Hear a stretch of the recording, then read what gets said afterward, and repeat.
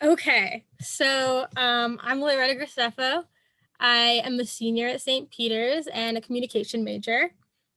And I'm graduating this summer. Congratulations. Can you please state your name and also spell your name? Okay. I'm Dr. John, Jon, no H, Boshart, Boshart, and I'm the chair of the Fine Arts Department. Awesome. Thank you very much. Sure. And today is April 6th, 2021.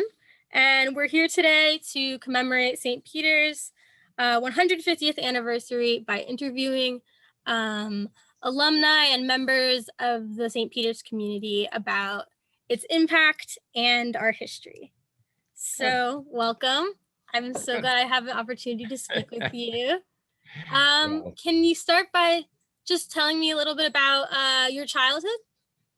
oh, sure. Okay. We'll start from the beginning. Yeah. After all, I am almost one half the age of St. Peter's College University. Not very That's good how at old I math. am, right? So I was born in a small little town way up in northern New York State, only about a half hour away from the Canadian border, just south of the St. Lawrence River, right? Lowville is the name of the town. And I was raised there until I went to college, right? Uh, the town has one distinction. On average, they get 240 inches of snow every winter.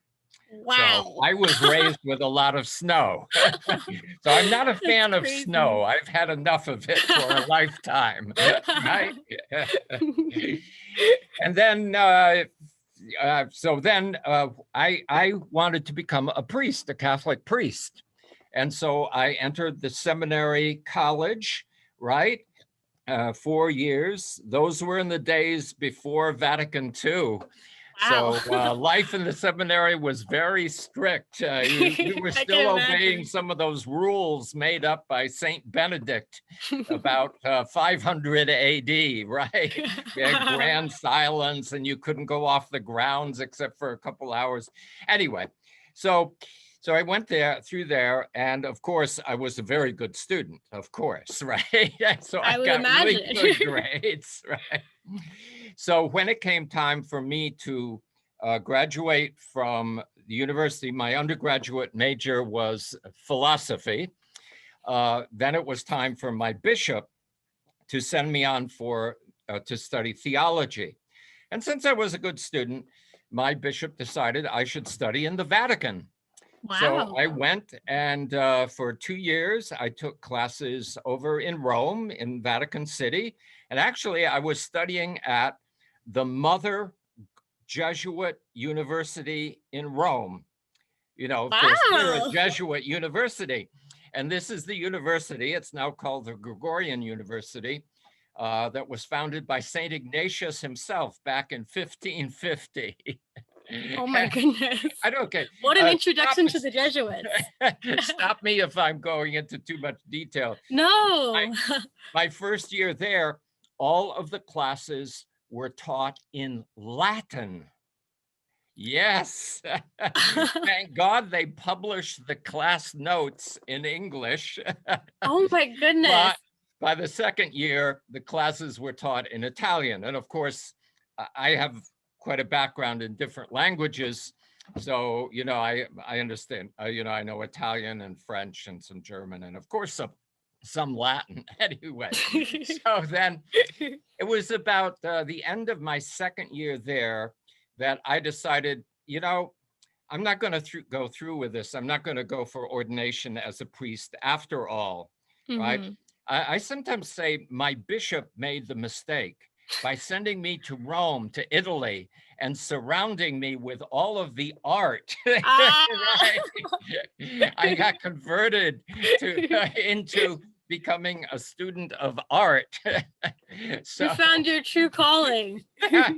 so so I came back to the United States, and I was looking around for a while. I had a few temporary jobs until I found my niche, so to speak. I was admitted for doctoral studies at the Johns Hopkins University in Baltimore, in what's called their Humanities Center, where I was able to major both in Italian literature and also in art history at the same time. So I have a Wow. double doctorate in both areas. Anyway, but fortunately, of course, I had my roots over there in Italy from having studied there for a couple of years already. And so when I was working on my doctoral dissertation, Johns Hopkins sent me back to Italy. That wasn't tough, Nice. you know. So I lived in Florence for a little over a year because I had to do research for my dissertation. Uh, and then, of course, I've been back to Italy many times, and I sometimes tell my students, um, if you're interested in art, you should become an art historian, because if you're an art historian like I am, right, you have to travel a lot. So, and I love to travel. And I've traveled extensively. Anyway, so and then after I got my doctorate, I came back. I came up here from Baltimore, and and I started teaching at St. Peter's. Back then it was St. Peter's College, of course, right? And that was 1976. Can you count back that Wow. far? I've been here 45 years. So you were in your 30s around when you came to St. Peter's? Like, I guess I was, what was it? I was, yeah, just 30. Yeah, just 30. Wow. Yeah. Anyway, don't do the math. But anyway, I already told you how old I am. But anyway, so I came to St. Peter's. I loved it here. First of all, of course, my whole background is in the liberal arts, right? Philosophy. I have a graduate degree in theology from the Gregorian University. And then I have a master's in Renaissance studies, and then I have a doctorate both in art history and Italian literature. And and I've been here ever since. Of course, when I came to St. Peter's, which is probably what you're more interested in, right? St. Peter's was much smaller than it is now, right? And it's pretty small now. Well, yeah, compared to some of the huge, but that's one of the things I love about St. Peter's, and I'm sure one of the Me reasons too. I've always stayed at St. Peter's. I haven't really looked to move to any grander, huger place because I like the size of the classes. I love, and of course, during the pandemic, what I miss is being with students because it's not the same, Loretta, being online, talking to a Definitely computer not. screen. So, and then, of course, I loved the fact that it was a Jesuit university, and I loved the fact that it part of its mission was to instill values in students, making them men and women for others, and all of that I kind of fit into what my background was anyway. So it was kind of like the ideal match. And it just so happened that some of my best friends lived in Jersey City anyway, so that worked out well too. So that was your first teaching job, right? At St. Right. Yep. Peter's? And Wow. my first and only. A good match. Yeah. Well, when things sink like that, there's no reason to move. There's no reason to look elsewhere. Yeah, back then I was saying it was a much smaller place in terms of number of students or in terms of number of, administrators and so on. Back then there was one president. Of course, we only have one president now, but there was one dean of students. There was one academic dean, Father Canavan, because I always remember, of course, he's one of the few people I had to be interviewed by when I was hired. And I actually began in 1976 teaching Italian, not art history. And then when they needed someone to teach intermediate French, I taught intermediate French. And that went on for about 3 years until an opening appeared in the fine arts department. And so I immediately jumped so that I could teach art history. Because as much as I have a lot of appreciation and respect for grammar rules and vocabulary, teaching art is a lot more fun. I sometimes jokingly say to my students, I have such a tough life. I have to talk about and show my students beautiful things every day. That's not a bad life, And I think you get the feeling I enjoy what I do.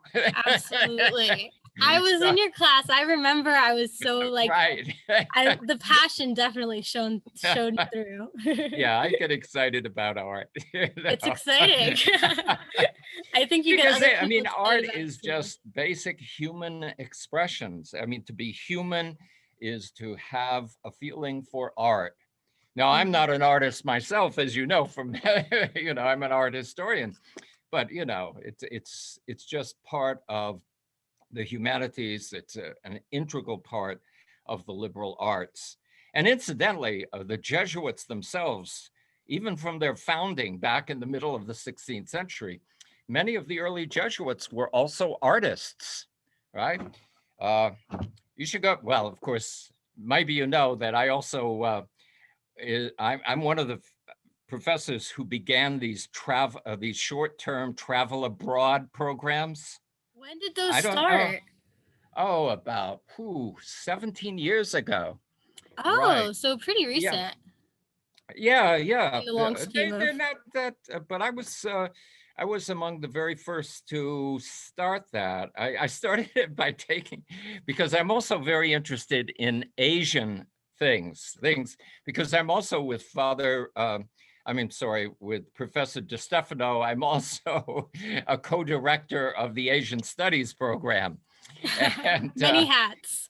Right. Oh, yeah. And I'm also director of the Metropolitan Seminar programs and things like that. But we can get into all of that. But to get back to what I was saying, so I travel a great deal. And actually, my first student trip with students was to China, right? And we went to China with 25 students, and we did that 2 years in a row. And then a few years later, then the year later, we went to Thailand, and then we went to Japan, and then we went to South China. And so I've run a lot of trips through the years. More recently, we've done France and, of course, Italy. That's what got me on this, right? I was going to say, I was talking about how many of the early Jesuits were not only very interested in art, but St. Ignatius's spiritual exercises is actually, he encourages you as you meditate upon the different parts of Jesus's life to actually picture them in your mind. Anyway, so you should go with me to Rome, and I'll take you to all the Jesuit churches in Rome where the ceilings are painted by early Jesuits and so on. Oh, really my fabulous goodness. Stuff, right? Yeah. That sounds amazing. So can you tell me a little bit more about the places you've gone, and I guess what trips stand out to you? Oh, well, every trip stands out for a different reason. But, right. So let's see. We did twice to Beijing and Xi'an in China. Then we did Thailand. Then we did South China. We did Shanghai and Hong Kong and Suzhou and Hangzhou, right? In Xi'an, we went to see the Terracotta Warriors. I don't know what you know about Chinese art, but anyway. But then also on all of my trips, we also have experiences of their culture. First of all, by eating their food, which is always very good. And I always remember one of my trips with students to China. I had 25 students, and then I had a separate group of 25 alumni and faculty who wanted to go too. So we did it together, right? But anyway, so we're 50 sitting people? in this, 50 people in one trip? Yeah. Well, as I say, the communists can carry it off. They were so well organized. You know, we had 2 buses, 2 guides doing exactly the same thing, but just like a half hour behind each other. And so, That's very impressive. oh yeah, I was talking about food. You got to bring me back to Loretta. But anyway, so of course, we've had wonderful Chinese food, you know, morning, noon, and night. And so it's in the afternoon, we're having lunch in this big Chinese restaurant, and the food is coming out, you know, plenty. And all of a sudden, the waiter brings out a huge bowl of French fries, and the students began applauding because they were tired of Chinese food by that point. But anyway, it was it's always what. Oh, I can tell you another story. So we're in Beijing in China, and this is the same trip. This is the second of the Chinese trips. Anyway, yeah, and we're going to use a domestic Chinese airline to fly from Beijing to Xi'an. Xi'an is one of the ancient capitals of China, you know, way back in the 1st century, right? And it's near Xi'an where the terracotta warriors are and so on. Anyway, so we're about to fly. We're at the airport for the domestic flight. And the domestic airline, I'm sure there are several in China, but the one we were using was called Dragon Air. Incidentally, there's a dragon scroll right up there. Anyway, now, one of the students, he was actually from Africa originally. His mother still lived in Africa. That's true. And he comes up to me, and it's like he's nervous. And I say, "What's wrong? What's wrong? You look tense." And he says, "Dragons are bad. We can't fly Dragon Air." And I said, "No, don't worry." I'm forgetting his name. This is many years ago. Anyway, I said, "Don't worry. No, in China, dragons are good, right? Dragons bring you treasure and fortune and everything else." So I calmed him down. But anyway, but then to go on, like Thailand. Oh, when we went to Thailand, we had this fabulous tour throughout all parts. So it wasn't just Bangkok, which of course is magnificent in itself with the boat rides and everything else, and the great Buddhist shrines and so on. But we also traveled up into northern Thailand to Chiang Mai, and we actually went to an elephant reserve where we got to ride elephants, and then at a certain time in the afternoon, as there was some kind of signal, and all the elephants went down to the little river, and they rolled around, washing themselves in the little river all by themselves, you know, right? You see elephants rolling around on their backs. I love elephants, right? And in fact, yeah, this is me on an elephant in Thailand. This oh was my many goodness. years ago. In That's fact, amazing. I'm with one of the staff members here who also went on several of my trips. Anyway, then we went to a tiger reserve where the tiger were just, you could walk amongst them because they were so tame. It's strange, but we had great time. My goodness. I'm just, you know, as things, I remember things. Then we went to Japan. Yeah. In fact, Professor DeStefano went with us to Japan. And I don't know if you know Professor Widener from biology. She's been on several of my trips with her family. And so, and Professor Monahan from English. So on some of my trips, I get about half of my group is students and half of them are alumni and other faculty members. But we went to Japan, and there's this one town way out in the country that we went to near this beautiful waterfall. And after visiting one of the great Shinto shrines, because of course on each of these trips we learn about the culture, the religion, and so on and so on. But anyway, this one little town was famous for its monkeys, because the monkeys took, you know, they were free to run around the towns, and they would run into the stores and steal cookies Oh my and things goodness. like this. But, you know, I mean, I should be talking about the cultural site, but, you know, it's all part of the experience that Definitely. have, you know. Um, then let's see. Of course, we've gone to Italy several times. Did Rome, Assisi, Florence, of course. We've been to Spain. This we would have gone to Portugal Wow. in This year? spring break of this year, but you Oh. know, that's gotten canceled till It next was not to spring break. be. Not to be.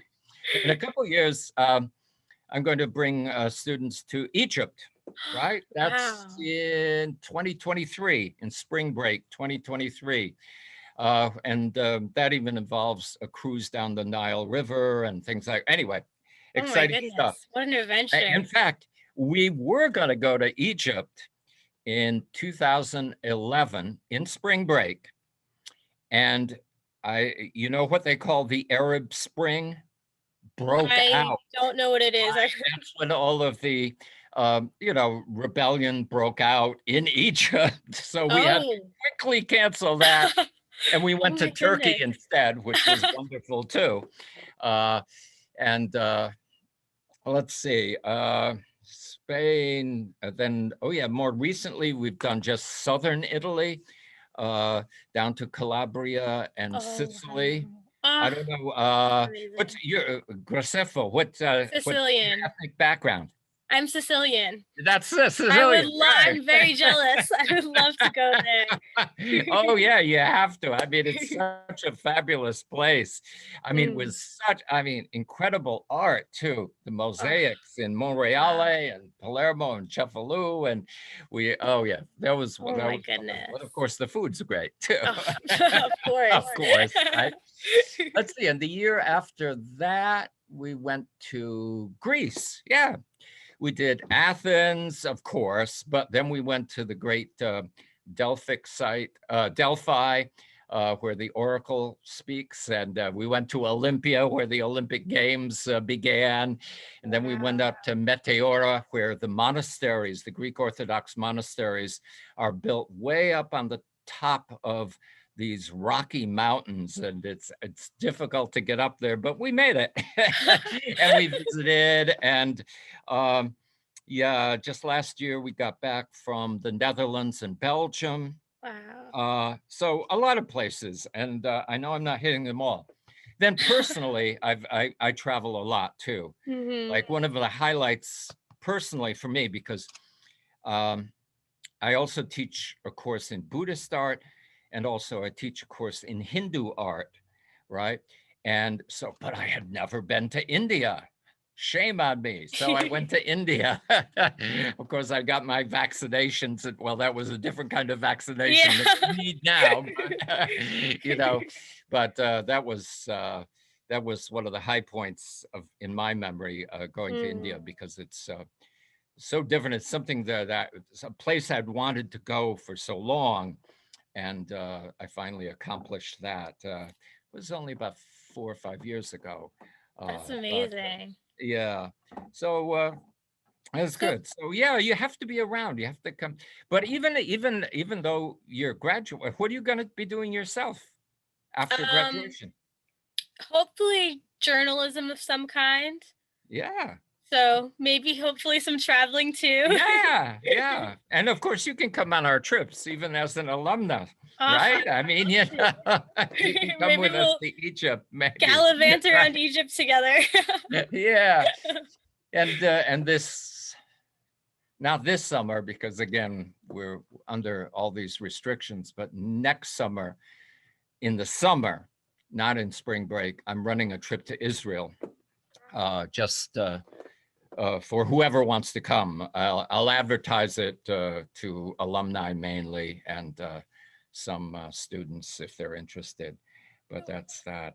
Are Um, most of your people who go on like these trips, they're not are they mostly art history majors or no, just no. from Most of them, we usually have like a few who are in graphic arts. We Mm-hmm. always have a few who are doing graphic arts with a concentration in photography, right? That's a good, Because yeah, great photo opportunities, right? definitely. And then sometimes we have some of the fine arts or visual arts majors. Uh, but no, we get students from every uh, department, every major, right, coming with us. No, it's not. No, because we don't have that many art history majors. Yeah. Because to be in art history, to go on in art history, you have to know a lot of languages. And Mm-hmm. most students aren't too enthused about learning other languages. I don't know why. It's exciting stuff, but of course, I was raised with languages, so I'm kind of prejudiced there. So what do you mean? You learned languages like when you were young? Well, yeah. Like in high school, I had 4 years of French. I had 4 years of Latin, right? Wow. In fact, I don't. I'm uh, I'm the only high school student in New York State who got a perfect score on what's called the Latin Regents exam. I don't know if you're aware of that, but in New York State, Wow. they have these very difficult exams that you have to take and anyway, I don't that's even so many think they that teach Latin at most schools anymore. yeah, right. Well, you see, I was thinking of becoming a priest, so back then Yeah, it so makes much was sense. in Latin, that it made sense to study Latin. And of course, it's the base of all of our Romance languages anyway. So Hmm. but yeah, that's good. That's good. Yeah, I should say a few words about the fine arts department. I don't know. Definitely. Oh, Because I just we've have a few more grown. questions about. So Oh when you yeah, say go. this study abroad started like 17 years ago, these like short trips, you mean Yeah. like just for these art trips or just in general like across the whole school they didn't have those before? No, I'm the first one to begin those. Yeah. Oh, Yeah. Yeah. wow. Yeah. But I know a lot of thank God, a lot of because I sometimes say, and again, I know it's a little exaggeration, but I sometimes say travel is the best education I because to definitely. travel and be in a different culture, even if it's not Mhm. that different from your own culture, but to be there and be surrounded by people with different interests and different, of course, different languages, different religious beliefs, of course, especially if you're going to parts of Asia. Although now, like when I always remember just a couple of years ago, I was teaching in the spring because that's when I usually do the art and Buddhism course. And I actually had a couple Buddhists in my Wow. class, right? And of course, uh, they're, I'm going to pat myself on the back now. At the end of the semester, they came to me and they said, we learned more about Buddhism from you than we knew before we took this course. And they were Buddhists. That's a pretty high compliment, I think. Yeah, I thought so too. But it was cute. It was because, of course, that's one of the great and very positive changes of St. Peter's is now our student population is beautifully diverse, right? Mhm. Years ago, back in the late 70s, when I started, most of my students were Spanish, Italian, Irish, right? Mhm. Right. But now we have such a tremendous diversity that it's good. And of course, that's why I love Jersey City too, because Yeah. of the tremendous diversity of all these different cultural people with different cultural backgrounds, different religious backgrounds, all living side by side with one another Mhm. and hardly ever any problems. All Yeah, right, it's good a old very Jersey special place. City. But I think it speaks very well of St. Peter's University that it has opened its arms to such cultural diversity in so many Mhm. ways, right? Absolutely. Right, definitely. Yeah. Because I can no longer, when I teach even the intro class that you had, right? I can no longer presume that everybody knows the stories of Jesus or something like Mhm. that, because of course I know, and I respect the fact that I have Muslims in class, I have Buddhists in class, I have Hindus in class, I have, that's wonderful. I don't mind at all. But of course, just means I have to be more aware of that when we're looking at a painting of the birth of Jesus. They might Yeah. not know that it's the nativity, but anyway, but that's one of the, and the other, you just stop me, Loretto, if I'm going on No. too long, right? But the other great thing about St. Peter's University, and I don't think the university itself takes advantage of it enough, is our location Mm. right in the heart of the Mhm. metropolitan area. It's going to be easy for you to find a job in Yeah, you can't beat communications, New right? York. Journalism, right? Because we're in the center of so much. And of course, the center of one of the greatest artistic, uh, cultural centers of the many in the world, right? And so that's why, again, it was 15 years ago, with the help of the late Dean Harry Shields. He's actually the one who gave me the idea.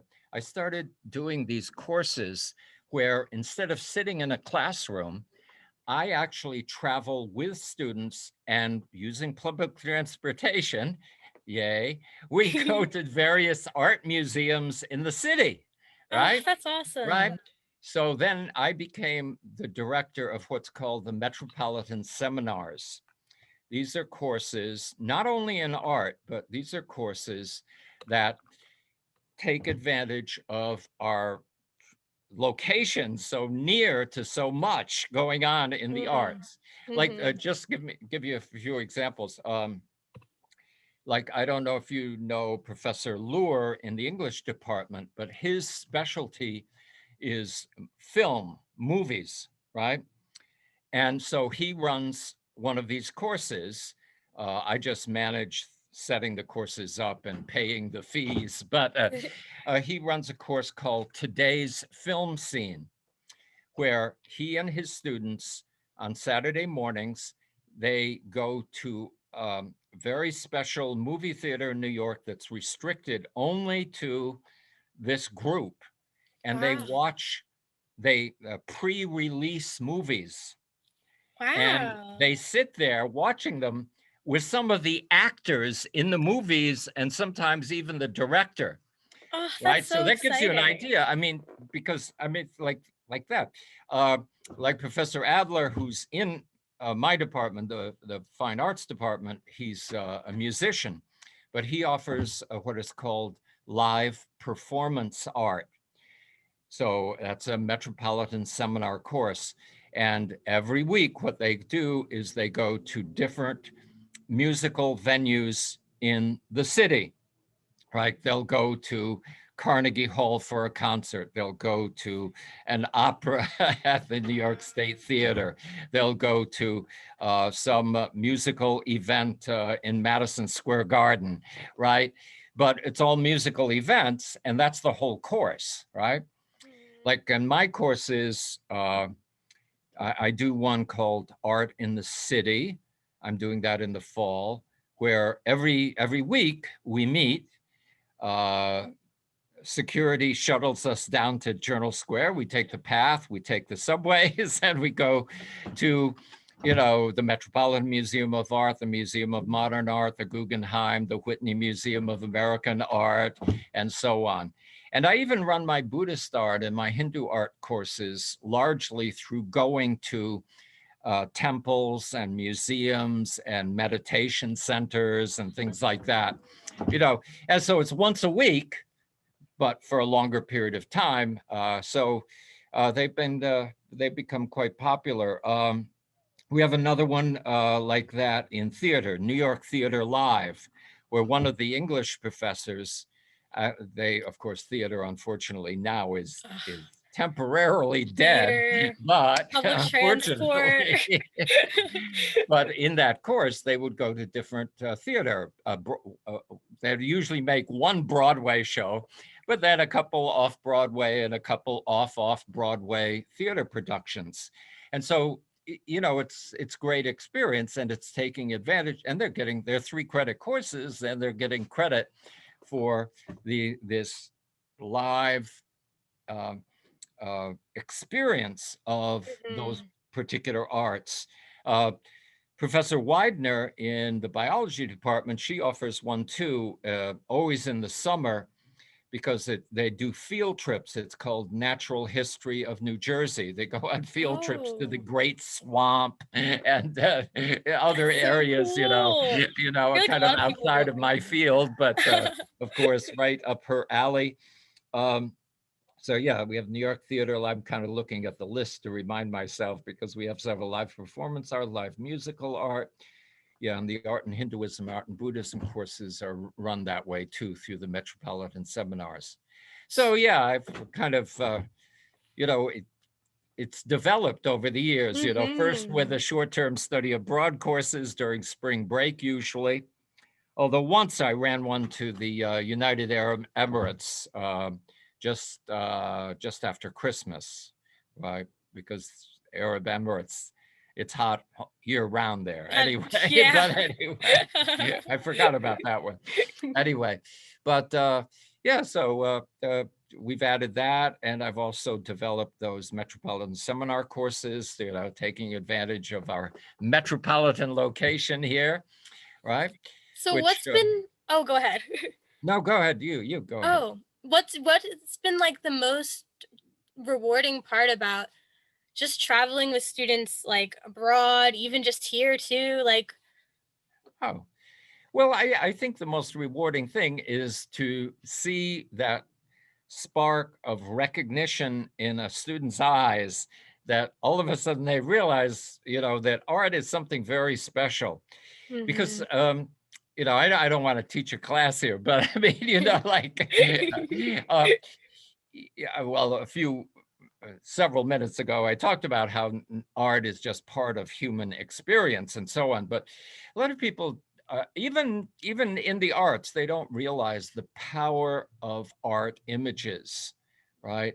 That's one of the things I always try, and I don't know if you remember, but even in an intro course, I try to make students aware of at the beginning of the course, how we, of course, today we live in a world with so many images that we sometimes want to get away from all of these images, because we're inundated with them from morning till night.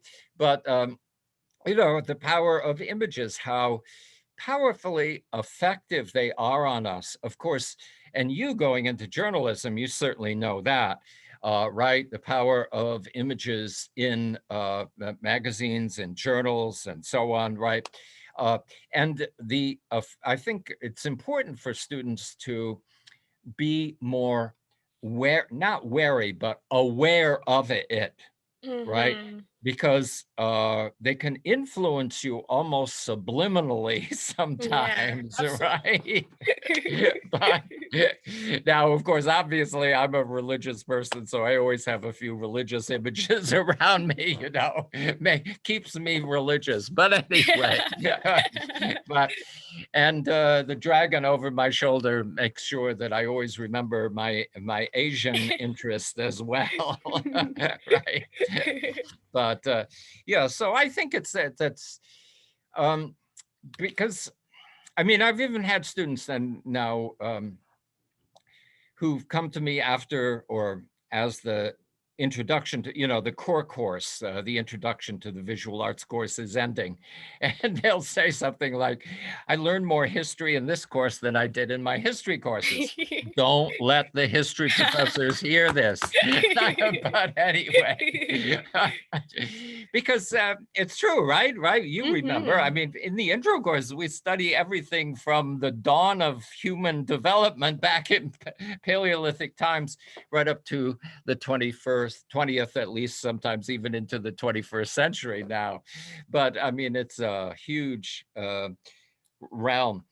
Maybe I should say something too, because a lot of people aren't aware of how many different kinds of courses we offer in the fine arts department. And I don't Mhm. know, because we've added to those over the years. Like when when I jumped from modern languages into the fine arts department, right?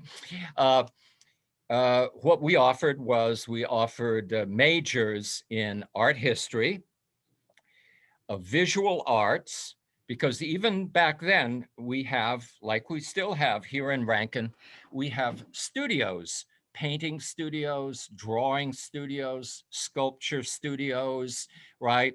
So a visual arts major is a major where your main courses for your major are in the creative arts. And even then, we had the photography. We have photography shooting labs here in Rankin. But a lot of people don't realize, they Oh, come the to Rankin photography for lab's the intro cool. course, but that's it. Yeah, we have a huge corner of the second floor that's all photography. We even have the dark rooms. Oh, Of that's course, we awesome. also teach digital photography as well, but it's important to know the history of photography. In fact, good old Professor Gimpaya, who's been our photography professor for so many years. All right, he even starts students off by making pinhole cameras with little Oh, oatmeal boxes and things like that, wow. just to get them into the experience of the development of the gradual development of photography. Anyway, getting so art history majors, visual arts majors, and then another major that we have is called the fine arts major. And that was created. It was begun only a few years after I came into the department. That was created mainly for education majors who wanted to go and teach arts in a high school or even in a grammar school. And so they have to kind of like double major. They have to Mhm. major in education, but they also have to major in what they want to specialize in teaching. And so that fine arts major is a mixture. It's like an equal mixture, more or less, of courses in creative art, in art history, and in music, because of course we also have music courses. We have group singing courses. You can get 3 credits by singing your lungs out I didn't know with that. That's Professor. Oh cool. yeah, yeah, with Professor Legaspi, right? Joseph, most people know him as, right. He's the director of the McMullen Choir, Chorale, and so on. But he also teaches piano, right? We have a whole room full of keyboards so you can learn to play the piano for a 3 credit course, right? So we're a department that has a huge umbrella, right? It's not just Definitely. art history, certainly. I And think it's a lot not of just, people don't know. oh no, right. That's why I always like to mention it in my intro courses. Of course, we have so much to cover anyway, but you know, just to give them a little idea, right? Now, only about here I'm going to have to guesstimate here. I would say it was probably about 17, no, it's about more like 20 years ago, we began what is now our most popular major, graphic arts, right? Mm-hmm. Because of course, that's a major in which students become um, used to using all of the various art software programs because today, even in the business world, in marketing, in advertising, it's all done through graphic arts most often, right? So that's where we have our biggest number of majors, in the graphic arts area. And in fact, we have plans now to expand because, of course, the graphic arts is changing and developing so rapidly over the years. I can't Yeah. keep up with it. But now we're even going to be offering courses in virtual reality. We're going to turn a space here on the second floor. I'm in Rankin right now, and the second floor of Rankin into a virtual reality room where you can go in and put on your, whatever you call those things, and actually Wow. experience virtual reality. Uh, so That's there's a lot of crazy. exciting things going on, Yeah. not just in the art world generally, but especially in that whole wide, expanding area of the graphic arts, right? Mm-hmm. Now that's outside of my expertise, so I don't want to Yeah, say, that's so don't ask so me too hard. many questions about graphic arts, because of course, that's really the domain of Professor Mady. I don't know if you've ever met her. She's Mm-hmm. our chief graphic, Professor Beatrice Mady. Yeah, She's she's our, so great. oh yeah, yeah, she's wonderful. And of course, she's also the curator of our Fine Arts Gallery, which is up on the 5th floor of the Student Center. And so she brings in works of art by contemporary artists. Um, and she'll have hang their works there in the Student Center. And they're usually there for about 3 months. And then she has a different show opening after that throughout the year. So she's Wow. also the curator of that art gallery. So that brings onto campus works by contemporary, usually relatively local artists who are making a living by being artists. So that's a good thing also for students Yeah. to be aware of, that, Yeah, you that's know, true. you're People always tell serious. you you can't. Yeah, right. Even if you know, if you are do happen to be artistic, you know, you can make a career of it, right? As a lot of people have done. Of course, Mm-hmm. downtown Jersey City is a very alive and thriving art community. There's a big arts organization called Pro Arts, and Professor Mady's part of that group and so on. But yeah, so we encompass a lot of different things in this Yeah. little department down here. So before the student center was built, there wasn't like an art gallery on campus, right? There was one, Oh. and it was a very professional, larger art gallery, but it was located on the lower level of the library. Oh, You know I where didn't know the that. uh, what do we Media call it? lab is The now? lab is, Yeah. yeah. So we had to vacate that, but we do have some space as up there on the 5th floor of the student center now. But yeah, it used to be a larger gallery where we would have 2 shows a year, one in the fall and one in the spring. That was when Father Oscar Magnan was with us. He's now retired, one of the Hmm. Jesuit artists who was here at St. Peter's, right? Long term, you know, he was here for, he's the one who hired me. Wow. That's way back when. Yeah. But he retired, what is it now, 2 years ago, I think. Yeah. Yeah. He was a Jesuit, or is a Jesuit, of course, right? He's yeah. So that's great. Yeah. This is fun. Yeah. This is fun. So what are some ways you talked a little like about how the art major has changed, especially the graphic arts thing. I didn't even think about that. That was like a I guess that Yeah. was a totally new thing like 20 years ago compared to Well, yeah, I mean, now. when I came to St. Peter's, there were no computers, Yeah. right? So I have witnessed that change in development. And along with Professor Mady, she and I developed and got the graphic arts major approved, because there's a whole process you have to go through in Oh. the academic handbook and so on. But yeah, we got that approved. I should remember the year, but I don't remember the year because I've been here too long. But anyway, that was way back when. And of course, even that now has grown with the number of offerings we have. Um, Mhm.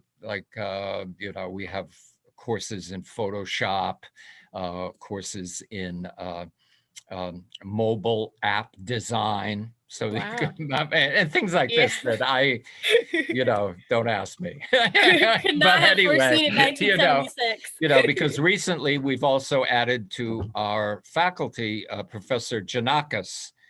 She's a very creative, active graphic artist herself, as well as also she's an artist in sculpture as well. But yeah, so we've grown over the years. And over the years, I've always, because it seems like I'm always the chair of the department because nobody else wants to do the paperwork. But that's typical. That's typical. But now, I've been doing it for so long, it's no big deal. But what was that? Oh yeah. I've always been open to experimenting with new kinds of courses that students might be interested in. Like now I'm going back probably 12 years. We had Saman Dashti was his name. He was an expert at capoeira. I don't know if you've ever heard of that. That's a kind of combination exercise, martial art, music, dance movement. It's from Brazil, capoeira, right? The students he would take them to the park and they'd find wood from which to make their they actually made stringed instruments by which, and little drums, and it ran for about 3 or 4 years, his capoeira courses. And then unfortunately he moved to San Francisco, and kind of the interest died out. But let's see, another kind of course we have had is, we used to have dance courses.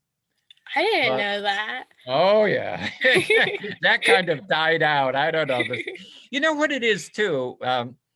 Now, majors in different departments have become so demanding in terms of what you have to take in to major in that field, that students have, I think, fewer chances to take courses outside of what they're majoring in. I think that we used to have more of that. We had courses in yoga. Oh, that's cool. Although after the first couple of weeks, a few students would drop out of that course when they realized their muscles were being used in ways that they weren't used to. They were feeling the effects of it. I never took yoga. I get my exercise just by walking. But anyway, but yeah, so we've been very open. We have tried to collaborate with a dance group here in Jersey City called Nimbus, but then the pandemic happened, and I don't know what's going to happen with that. We also had a group who wanted to use our studio space, because we have beautiful studio space for the painting and drawing and sculpture studios. Half of the second floor of Rankin is studio space. Beautiful, huge windows too, which is great for studios, right? There was a group called the Da Vinci Institute who wanted to come and offer courses in those studios during the summer. But again, it was right before the pandemic. So maybe that'll pick up again. But it was kind of an exciting, because that's something I think the university, and they're well aware of it. We should make better use of our buildings during the summer. Yeah, because during especially the summer, so many artists in Jersey City. It's like a desert. Yeah. So was Rankin always the art building? No, it wasn't. Yeah, that's something else that, well, I guess I can take responsibility for good or for bad, right? No, our department offices used to be on the second floor, the building where Modern Languages is now. What's it called? It's over there right next to the student center. The big department office building, right? I forget the name of it often. Not Loyola. Loyola's down here. Where all the offices are? Yeah. Oh, okay. We used to be there. Hall or something? Yeah, right. Okay. Something like that. Okay, gotcha. See, I got you too, Anyway, so so our department offices used to be there, and I almost always taught my art history courses in Pope 110. I always remember the room number because I taught there for so many years, right there on the same floor with psychology and so on. Yeah. But then even at the beginning, when I first came, the studio spaces were down here in Rankin. So I got the brilliant idea, since there were large offices here in Rankin that were not being used at all, why not, put all of the art in Rankin? Move the department offices down here, move our classroom spaces here, like where you took intro, right? And we're right next door to all of the studio spaces. So it made sense. So Since when was nobody else, this? excuse me? When was this? Oh, a while ago, probably about 20 years ago, we moved down here, right? And we've been here ever since, which is fantastic in many ways, right? Because we're near the studio. So this way, all of the fine arts faculty are working here in Rankin, rather than some in Rankin, some teaching in classrooms in Pope, and the offices up in the office building, and so on. So it's really worked well, and especially now, because then once we were here, then we developed the graphic arts lab, right? And also our music room was always down here in Rankin, so it made more sense for us all to be together. Yeah, So we moved down here. that does make sense. Yeah. The only thing some of the alumni got upset with is the trophy cases in the hallway were filled with ancient rifle shooting trophies. There used to be, part of ROTC years and years ago. At like St. Peter's? Yeah. And Wow. yeah.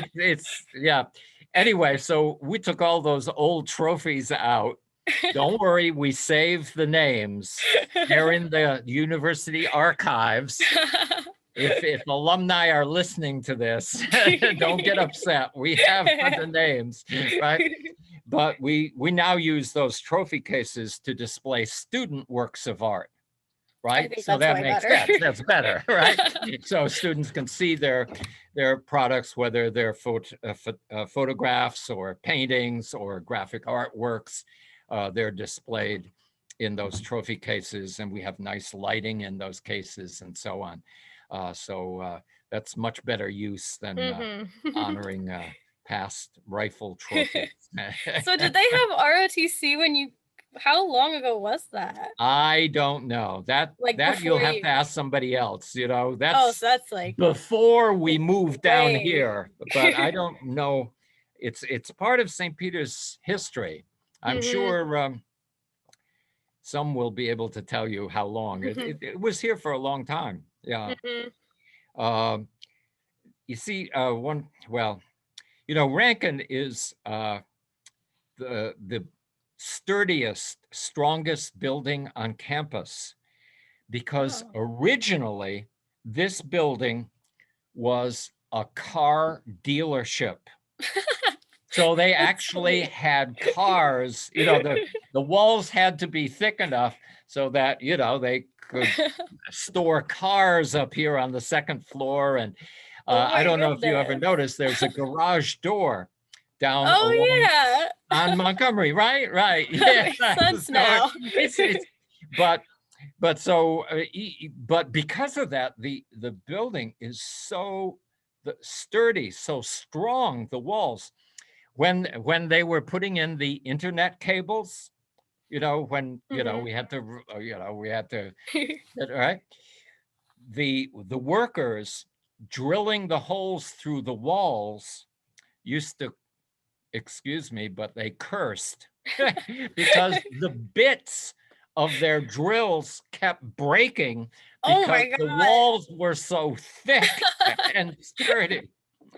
So, like, I don't know if you're aware, but they have this ancient saying that the world will only come to an end when the Colosseum in Rome falls down. Well, I think the world will only come to an end when Rankin Hall falls down. It's so strong here. That's so funny. Of course, we like to feel that, especially since we're in the fine arts here. Yeah. We feel we're as strong too. But anyway, uh, yeah, so So, that's good.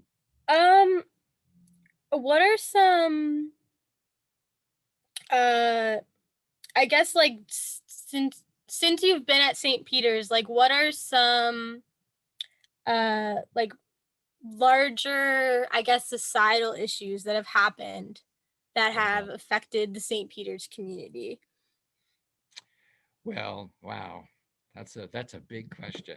Of course, and because you're also, I know, in social justice, right? Yes. Yeah, right, of course. Well, you know all of the issues coming up. I mean, Mhm. of course, just recently, Black Lives Matter, right? Um, the whole, and of course, for many, many years, the whole idea about gender studies, because now we have a whole department, devoted Oh. to gender studies and so on, Mhm. like that.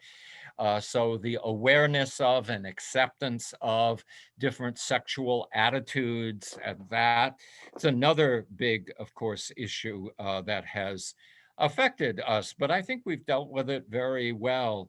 Uh, and especially, our reaction to all of the horrific events that led to the Black Lives Matter becoming Mhm. such an important issue. Uh, it's been good. But of course, we've always been opened to such diversity that we're in Yeah. a good place. I mean, nobody wonders, what your sexual orientation is, what your color is. I know it's a cliche and probably not PC correct, but I'm practically colorblind. I mean, in that sense that it doesn't matter to me. But um, you know, it's those are big issues, right? That I think St. Peter's University has dealt with so well, that deal with social justice in so many ways, uh, and um, women's rights, of course, right? I mean, after all, Yeah. Women's History Month, right? Uh-huh, that's After true. Black History Month, you have Women's History Months. But these are things, and we have um, special programs during those months and so on. So I think we handle those things quite well and quite equitably. Mhm. Uh, you know, uh, Do you think it's changed since you first came to St. Peter's? well, I think in a sense, yeah, it has, because the student population has changed. Of course, Mhm. St. Peter's, even back when I first came, was always open to first generation college students, students whose parents had never been to college, right? Uh, Students coming because when I first came here, it was a commuter college. We didn't have dorms to speak of, Wow. you know? So Yeah. everybody was commuting and complaining about parking. And That's of still course, we, happening. we still complain about parking and things like that. But yeah, the diversity of our students, and of course, the availability that the university makes so many scholarships available to Mm, people coming from underprivileged backgrounds or backgrounds where their education hasn't been maybe up to norms, and we'll deal with that and accept them and even give them scholarships. And, yeah. the whole emphasis on the transformative university experience, right? And we've received awards for being among the greatest universities that transform students' lives, you know, coming That's nothing from, to sneeze at. isn't it? I mean, it really is. It's great. Yeah. It's fantastic and something the university should be, and of course is very proud of. And we're very proud of that too, right? Uh, um, Another area is, especially in graphic arts, but even also in art history, we try to get students internship experiences, right? Like I have a student now doing an internship at one of the local Catholic high schools. She handles all their graphic arts needs and even teaches the students some of the graphic arts software and things like that. Several years ago, we had a student do an internship at Liberty Science Center, Oh, and that's he became awesome. there. He became there. Then, when he graduated, he became a full-time worker there as That's one of great. their media Mm-hmm. directors. In other words, like things like that. We've had students do internships at um, I forget the name of the art gallery, but it was right in that hot area of Manhattan these days, the meatpacking district. Oh, uh-huh. One of the great art history, one of the great art galleries there. He did an internship there. And now he's going on to graduate school at the School of Visual Arts in New York. Um, Ah. but um, and from time to time, one of our graduates will, you know, touch base with me about what they're doing. Like we have Victoria London, who was an art history major, and now she's working for a company that transports and stores works of art for the various museums in Manhattan. I mean, that's a Wow. whole career in itself, I but would she's never like thought of that. yeah, right. Yeah, that's one thing too. I mean, when I You have do to have take students, expertise. yeah, I do take students to, when I do take students to the museums, I try to always remark on, a museum like the Metropolitan Museum of Art in New York, it's not just a #1 tourist attraction in the city.